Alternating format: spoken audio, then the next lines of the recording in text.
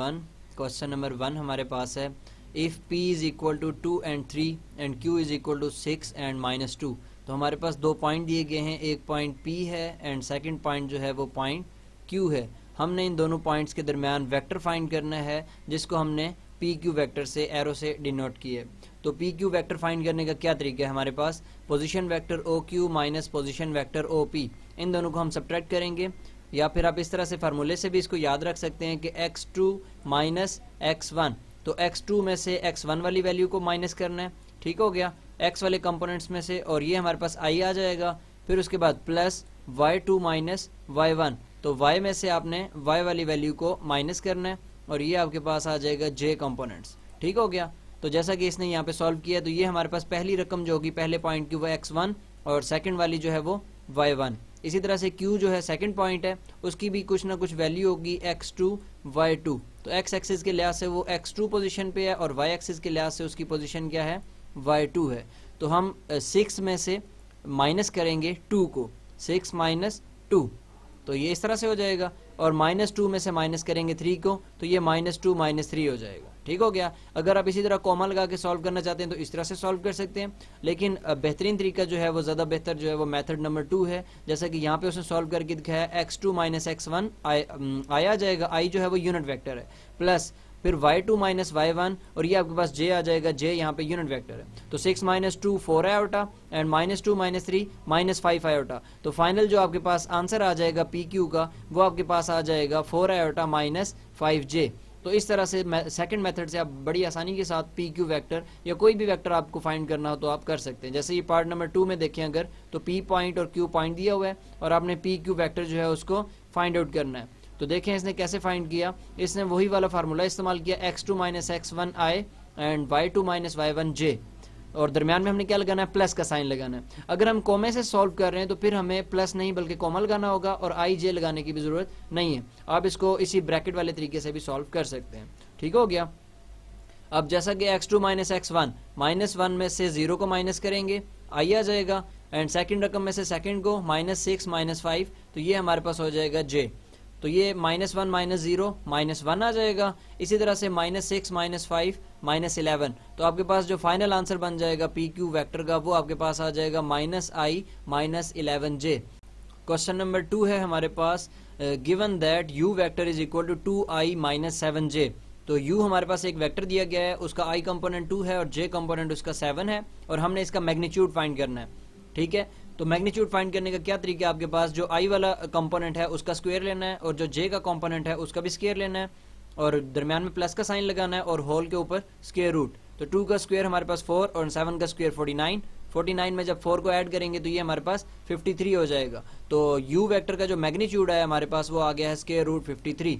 इसी तरह से आप जो सेकंड पार्ट है इसका, उसमें भी i और j आपको दिया गया, उन दोनों की वैल्यूज़ नहीं गिवन, इसका मतलब उनकी वैल्यूज़ 1 है। तो दोनों 1 का जो है उन स्केयर लेंगे, एडअप करेंगे, और फाइनल जो हमारे पास सेकंड क्वेश्चन का सेकंड पार्ट जो है उसका आंसर जो आएगा वो आएगा स्क्वायर रूट 2।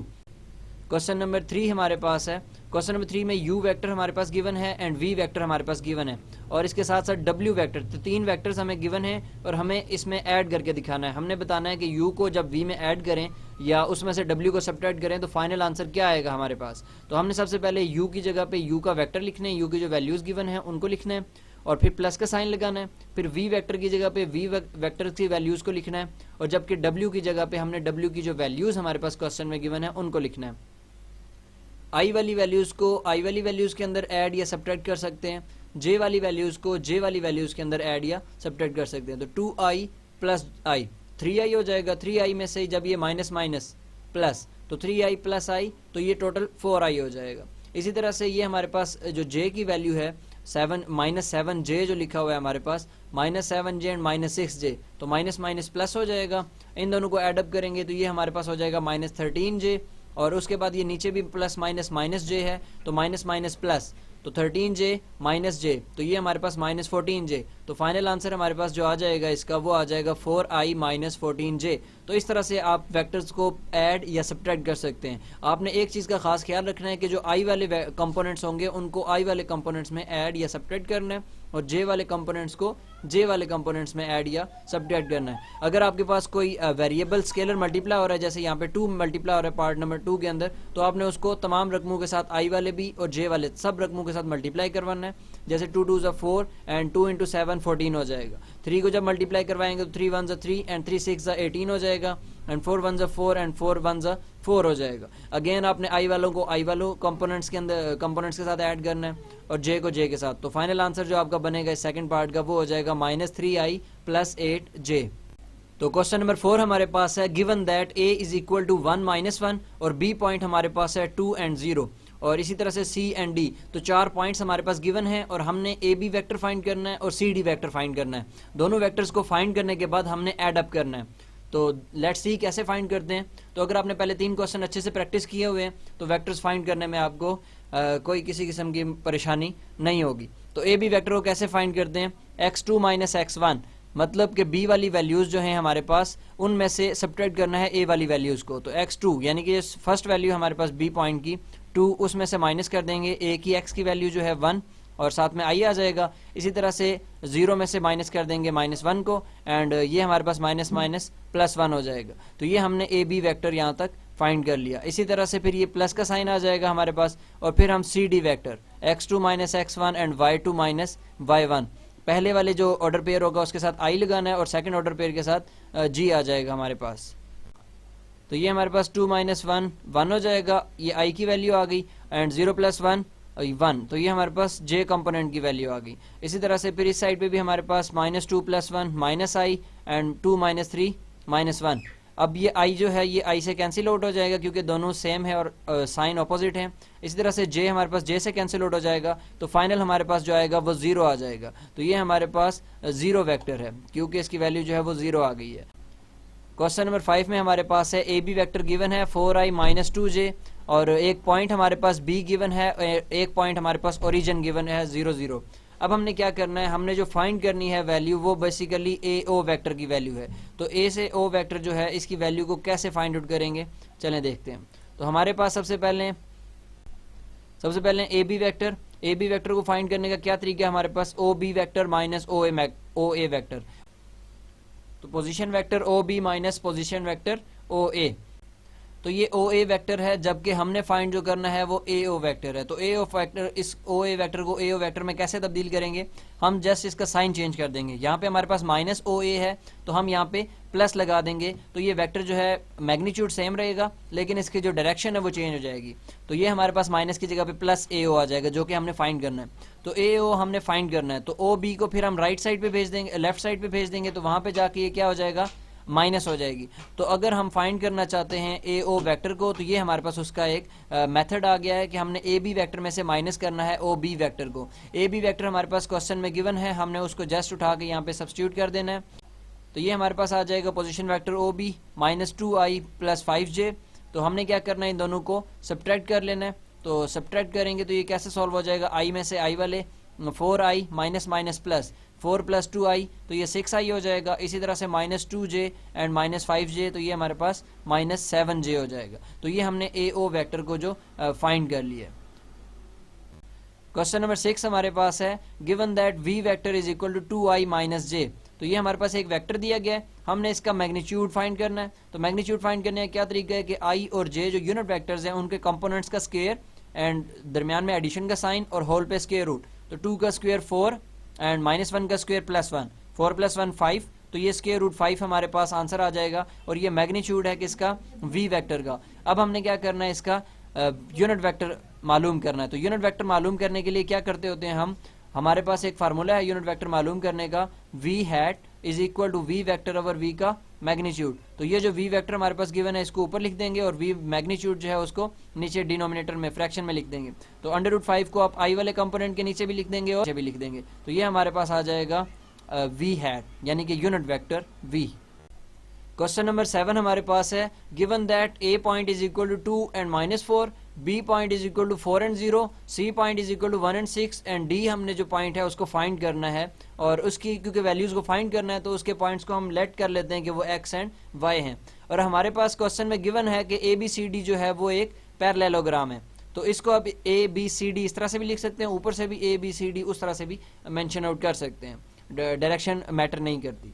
अब आपके पास पैरेललोग्राम में आपको पता है जो नीचे वाला वेक्टर है ए बी ये इक्वल होगा ऊपर वाले वेक्टर डी सी के, इन दोनों का मैग्नीट्यूड सेम होगा, ठीक हो गया। तो अगर इनका मैग्नीट्यूड सेम है तो हम आसानी के साथ डी जो पॉइंट है उसको फाइंड कर सकते हैं।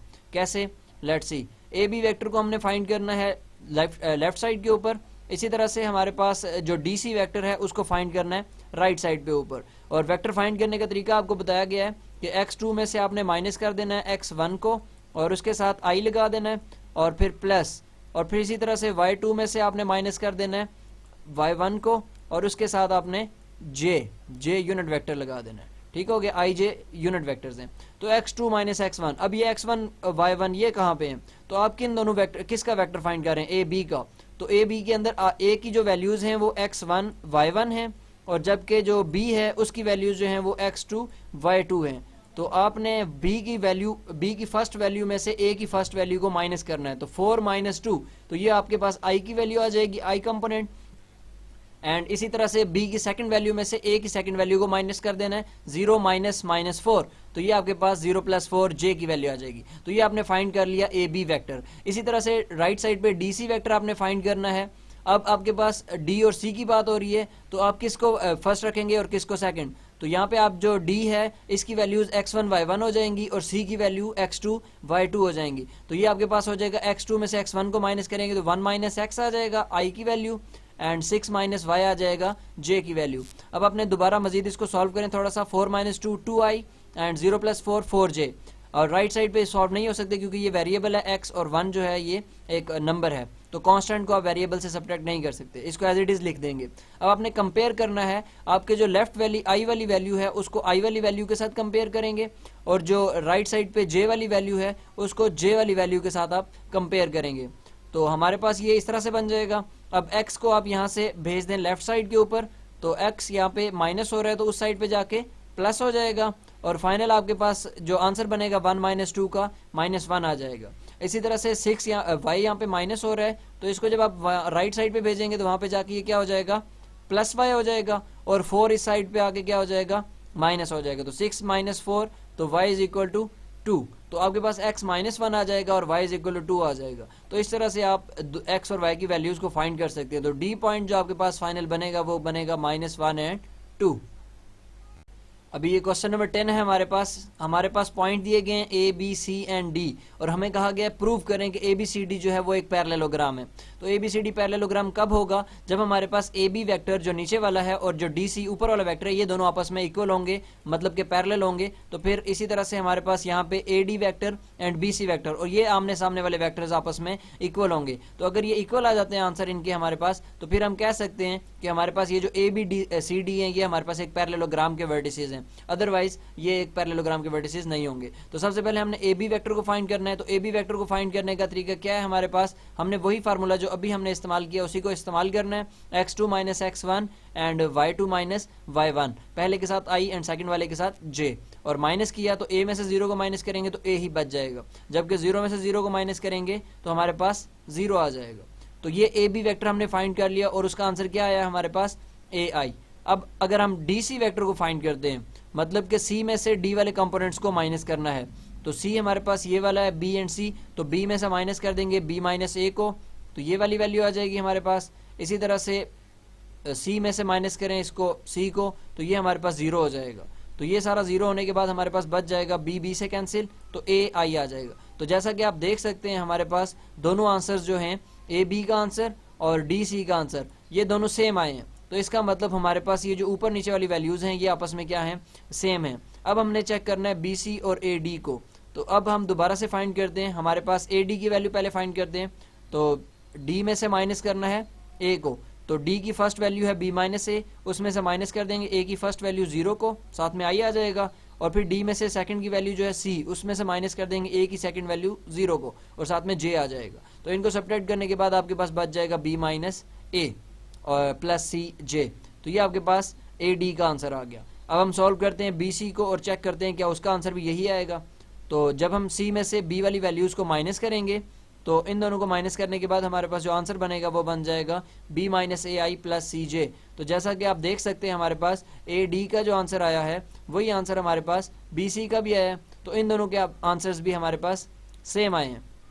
तो जैसा कि हमारे पास आंसर सेम आ रहे हैं इन दोनों के भी और इन दोनों के भी सामने वाले जो साइड्स होती हैं उनके इक्वल आंसर्स हैं, इस वजह से फिर हम कह सकते हैं कि हमारे पास ABCD जो है वो एक पैरेललोग्राम है।